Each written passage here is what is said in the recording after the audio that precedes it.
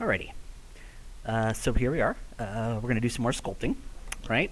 So at this point, we've kind of really had 2 videos, and we're going to do some more, right? Because we're really going to spend a little bit of time sculpting this guy before we get to painting and posing and lighting and rendering. We've kind of exposed ourselves to the idea that, we kind of apply all of our modifiers, right? And in this case, I've kind of hidden my gear. We'll come back and do some sculpting on the gear a little later on. But really, we kind of have been exploring the fact that, we go to the sculpting workspace. We have made sure to already apply things like our mirror and our subdivision surface modifier, because the mirror modifier does not work with multi-resolution. So you kind of generally have to have basically a finished base mesh, or close to something that's you can just apply a multi-resolution modifier to. Now remember, your sculpting tools automatically, when you go to the sculpting workspace, or even kind of go to sculpt mode, which is 5, right? That's the quick key for it. It will generally turn on your symmetry right here. The nice thing though is it is right there, and you could actually turn on any one of these by themselves, or all 3 of them at the same time. And you see kind of by default we're working on the X like I normally do. And I would say it's a good idea for you guys too as well, because it usually defaults to X for stuff. So even though you can of course change that, it's kind of the default, and it's well, take advantage of the default by working towards that already. So of course we can fully do some sculpting symmetry, but we can even turn that stuff off and sculpt asymmetrically. Now in this case we have the same UVs on top of each other, so if we did sculpt asymmetrically, it's not going to show up in the roll map we bake. So for us, we're just going to sculpt symmetrically on this crab. And it was really, we kind of, like I said, we went to add modifier here, and we added multi-resolution, right? That's kind of like a subdivisional surface, but it's actually adding real subdivisions, and you have multiple levels that you can go up and down. That's kind of when you have the multi-resolution here. It's these right here, right? Particularly sculpt is the levels you can go up and down, and you can work at the different levels, right? Of course, opening up the subdivision section here is how you actually subdivide it. And then, of course, there's even some cool shaping features like apply to base, so that any kind of large-scale shape changes you make will be applied to the lowest resolution version of it, which is actually really, really cool. It's a neat feature. So I just kind of want to re-talk about that, kind of just getting you guys to kind of appreciate that a little bit more. Obviously, I've talked about it in several videos, and we'll be doing plenty more sculpting throughout the year, because we have multiple projects, right? So in this case, I just want to kind of come back in here and spend a little more time doing some sculpting. Remember, all of our brushes are right here, right? And we'll see more and more of these as we go along. There's some kind of nudge and rotate ones. There's a pose brush, which is actually pretty neat. We'll use that for posing our character later on, our creature. Pinch, right? There's even some cool ones like scrape and smooth, which can be quite useful as well. We'll see that stuff a little bit later on in some hard surface stuff. But you have things like clay strips and clay, and draw sharp, draw, and even that kind of crease, which is really cool. So some kind of neat ones to play with there, right? So keep that in mind. In fact, we'll even see later on that there is a cloth brush. You can actually sculpt the cloth. It uses cloth simulation. It's really, really neat. They actually even have a new cloth filter. We won't see this in this character, but we'll do some stuff for our environment, and in particular for our more complicated creature at the end of the year. So we'll definitely get to see these because they're quite neat. So the sculpting tools in Blender are pretty excellent, and we've got a nice multi-resolution tool set ready to go. So at this point, I just want to do some more sculpting, right? So in this case, I'm going to use that crease brush some more, although remember, there is draw sharp, right? We have the regular draw, which is what we were kind of using earlier, right? And you can set your own quick keys to these, right click, right? And you could assign a shortcut. Now the cool thing is these can actually be assigned, believe it or not, to quick keys you're already using for other stuff, right? Because the quick keys in Blender are kind of context sensitive to the workspace you're in. So if you're in your sculpting mode and your sculpting workspace, it can use quick keys that won't override other quick keys. So if you wanted, this to be W and this to be E and R, you could do that if you wanted to, right? And it will still work. Those will still work normally in modeling. So keep in mind that you can actually apply the same quick keys to different tools in different modes, and it won't override the other ones. It's kind of neat. At least that's what I found most of the time. All right.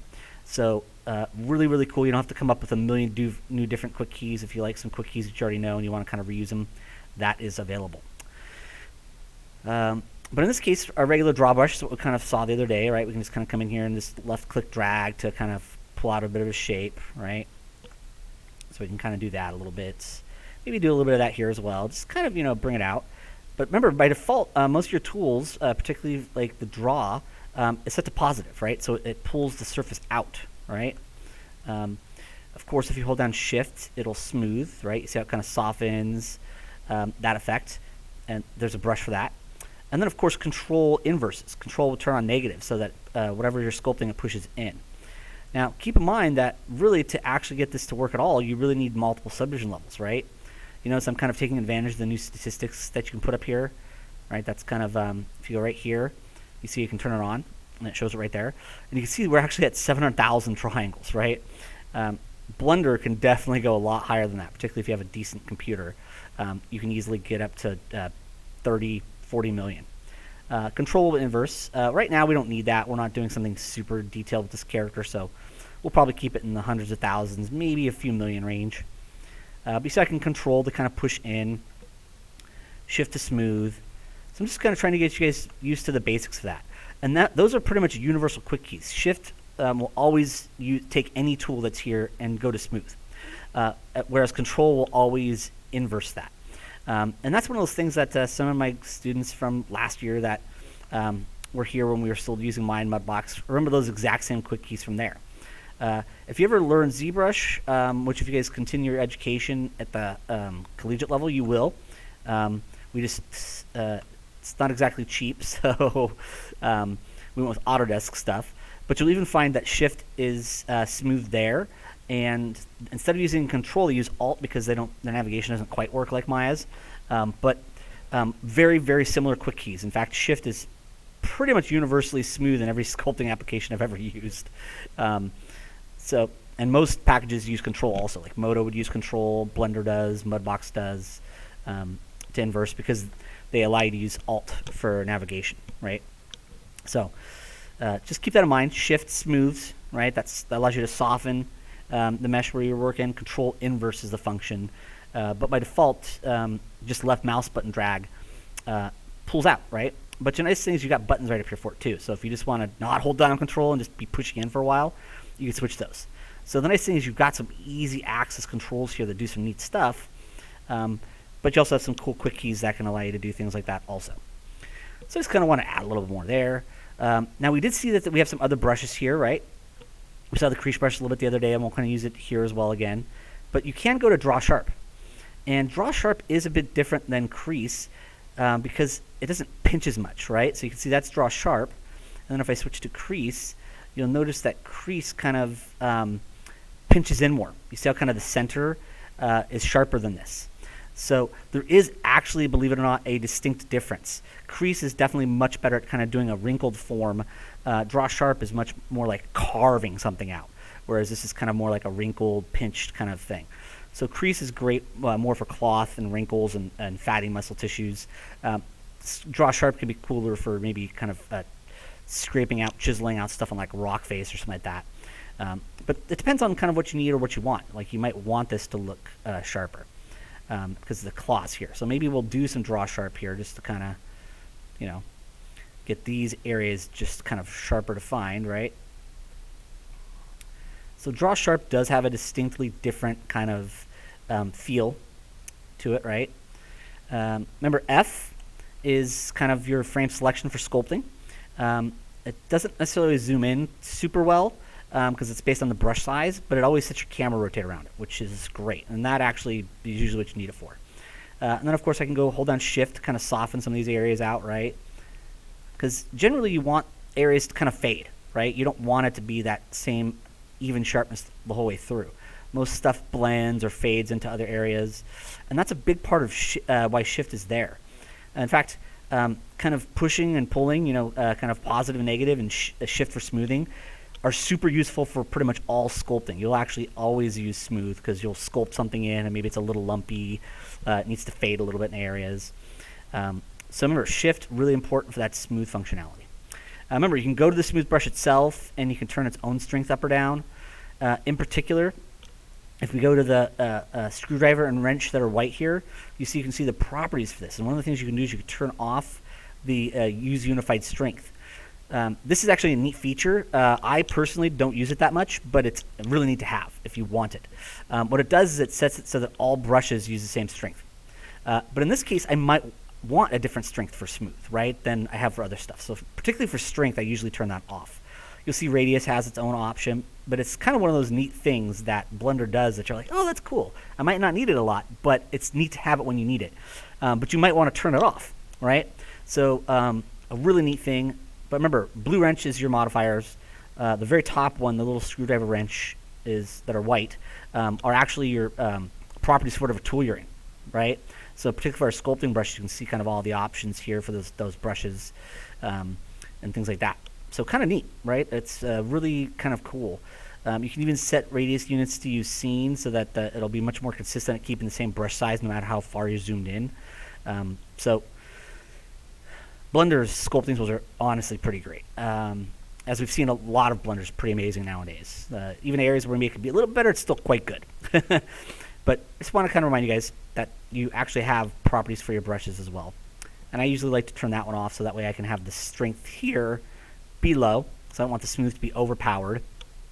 But then I can have different strengths for this one, right? Like that draw sharp can have a different strength. So keep that in mind. I'm going to go back to my blue wrench because I might want to turn this up or down. But I'm going to do a little more of that draw sharp here. Just to kind of get more noticeable kind of gash marks in here. So there is a distinct difference between draw sharp and crease, right? Remember, F is a great way to kind of set your camera rotate around what you're currently sculpting, right? And then, of course, we can hold down Shift to do a little bit of softening. But you notice how I'm not softening the whole area, right? We're just kind of doing it kind of at the ends, because that's kind of usually when things fade or blend into the surrounding area, right? So keep in mind that Shift for smoothing is quite useful. There we go. All right, we're just kind of adding a nice little bit of kind of distinctly different kind of surface kind of thing for the claws. And it's getting us to see some of these other brushes that we have, right? So I'll go back to kind of this part of the leg and do the same thing here. Now, of course, I'm doing this with a mouse, right? Instead of a Wacom pen and tablet. And this stuff can work reasonably well with a mouse. If you want your stroke to be a bit more stable, a bit cleaner, there is actually a stroke function right here. So it's kind of right up here at the top. You can go to stroke. This is actually one of the things that's awesome about Blender. One of the things I found that's way better than Modo, and it's about up there with the way ZBrush works. In fact, this is the kind of functionality that ZBrush, the only Blender ZBrush that I know of, really have. Mudbox kind of Modo kind of fairly capable, but you have a lot of different stroke methods in here. And we'll see more of these as we go along. And these work for your painting tools as well. So that's a big part of why those are there. But there's actually space is a good default. That's usually what's on. We like that. It's just kind of using the normal view. But there's something called stabilized stroke that you can check on. And what's cool about that, and ZBrush has a feature like this called lazy mouse, is you see when we go to drag it, you see how it kind of draws a line there, and it just stabilizes and kind of cleans the stroke up. So even when you're working with a mouse, you can make your strokes cleaner. So really neat feature that you can turn off and on. It's just a checkbox, really easy to get to. But particularly if you're only working with a mouse and you want your stroke to be a little cleaner, go to stroke and turn on stabilized stroke. You can have jitter going on. Like I said, there's a bunch of different spaces, and you can control the spacing. So there's like some really neat stuff we can do with this, and we'll see it more as we go on, right? In fact, space is what you can use with spacing here to get the kind of stamp functionality from Mudbox for the guys that are used to it. So some cool kind of features there. We'll see some other cool stuff with texturing later on when we do like stencils, things like that. But that'll come in later on when we do some other modeling or texturing. So I'll hold down Shift so I can just kind of smooth those out a little bit. All right. There we go. Still a little bit of Shift just to kind of smooth out the ends there. Remember, that's just shift, right? It's just this brush. So if you see if I turn the smooth brush on, it's just smoothing. It's just that it's nice to not have to always go and turn that brush on. Just hold down shift on your keyboard and you can smooth that out. So now we've got a nice little bit of extra sculpting there, right? In this case, I'm going to smooth that out a little more. We can go back to lower levels, right? We can go back to our crease brush, and I feel like I could probably use a little bit more creasing kind of on the back legs here. I kind of did a little bit there. So I can zoom in here a little bit. And remember, that crease kind of has more of like a pinch in the center, which it makes it much more subtle and it looks a lot more kind of like wrinkles. So F, remember, is that kind of frame selection for the sculpt. And I get a little more crease in there. Shift to smooth it, right? Because you still usually kind of want to blend at the ends here. So shift to smooth. And then, of course, we can go in here and add a little bit of creasing. So you'll find Crease Brush is really, really great at doing like wrinkles and even to a certain extent fabric folds, even though we have those cloth brushes, which you guys are going to be kind of think are pretty cool when we see them, not on this project, but much later projects. So I'll go back here and we'll kind of do a little bit of creasing here as well. Remember, F is always a great one to kind of hit. That way you're kind of focusing more on the area you're working on. And that's nice that it uses that same quick key that you would use for, remember, F is when you're in regular modeling and you've got polygons selected or edges or vertices, it'll fit on those, right? So kind of used for something similar here, except it's based on the sculpting. Let me just do a little bit of creasing there, just to kind of get a little bit more definition in there. And this could be some of those neat things that we get to do here, right? We can kind of go in here, maybe make the brush a little bigger. If I want, I could go back down to a lower level, right? So let's maybe go down to level 2 with a larger brush. Remember, the bracket keys will make your brush bigger or smaller. But of course you have radius. And I can just kind of do a little bit of a crease here. But you see I'm doing it at a lower level, and it's kind of just doing it to only a handful of polygons. So it's not going to do it to as many polygons. So if you're kind of wanting to make a larger shape form change, it can be great to do it at a lower level, right? So we can kind of get a little bit of definition for there. There we go, maybe a little bit there. And we can go over here, right? So Crease is really great at doing this kind of stuff, wrinkles, muscle definition, even fabric folding. Although, like I said, you know, we do kind of have that those cloth features now, which is going to give us some neat functionality. So we can easily use our crease brush with kind of a lot of this stuff to kind of get some of those cool forms in there. Maybe shift to smooth a little bit just to soften it, right? There we go. Shift just to soften. Remember, it's basically smoothing it, right? There we go. Okay. A little bit there. And the nice thing is you see we can go back up to the higher levels, and you'll notice that all the stuff that we had at the higher levels is there, but this new stuff is here. So this is one of the cool things about multi-resolution. You see how as we go down to like 2, we lose a lot of that stuff. If we go down to like 0, it's all gone, right? Because that's our base mesh. But even 1, it's pretty much gone. So multi-resolution sculpting really means exactly that. You're sculpting at multiple polygon levels, right? Multiple resolutions. Sculpt level 4 is 700,000 triangles. Sculpt level 3 is close to 200,000. Sculpt level 2 is at 44,000. And we get down to 1, and we're kind of at that 11,000, right? So multi-resolution, really cool. Having said that, hopefully you guys are starting to get 2.9 downloaded and installed and running, right? Painless. You just download it. If you can install it, and then when you launch it again, it'll ask if you want to bring in the 2.83 settings, which if you've got some custom quick key setup, do that. Really, really cool. If you don't, okay, then just kind of pick the default industry compatible, all those things. But realistically, just tell it to do the load 8.3 stuff in. If you need to download portable, it's the same kind of thing, right? Just download the zip, extract the zip, and then you just run the Blender file from the folder itself. You don't install it.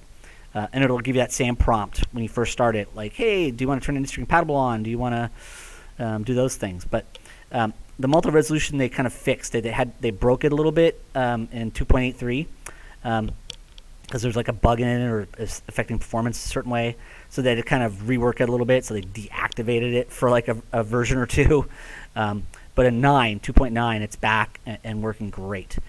Obviously, multi-resolution, even in 2.83, gives you all of this stuff. Apply base, subdivide, sculpt levels, but you can't go down the lower levels and work and go back up. That's kind of what they broke in the 2.83 series, but that they fixed in 2.9. But you see that really gives you the ability to work at whatever resolution is appropriate for the part you're sculpting at that moment. So some really cool functionality there.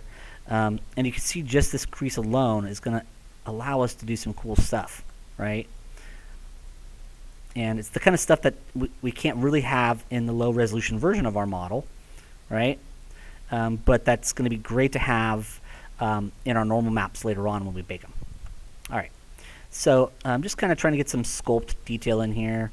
You can always go back to there, right, to my regular draw brush. Hold down Control so I can kind of inverse a little bit here, right? Maybe inverse there a little bit. Shift Smooth, right? Just kind of soften some of those areas up a little bit there. There we go. But now you can kind of really see there's a real difference, right? When we go back down to kind of 1 or even 0, you know, the basic silhouette's all there, but you see there's a bunch of this extra kind of nuance and detail. And this is how movies and video games work, right? They really, you're not animating this 700,000 polygon version of it. Maybe for film you'll sometimes be not far off from that, but video games definitely not. At least not until, you know, Unreal 5 is fully being used everywhere. But basically you make sure you have a good base mesh, and then you do a bunch of the detailing with a multi-resolution sculpting features, and then you could extract that out as a texture, as a picture that has that detail as colored pixel information. We'll be seeing that later on when we're done with this guy. I think that'll be a great place to stop for today. But really just kind of some reinforcements of the stuff we did the other day. We're going to start doing the gear and maybe a little more on this guy, and I'm going to start to introduce how you could use some images for texturing, and I'll show you a few more of the stroke features, so if you want to use those. Just want to kind of get you some cool core sculpting functionality and workflow stuff. All right, I think that'll be a great place to stop.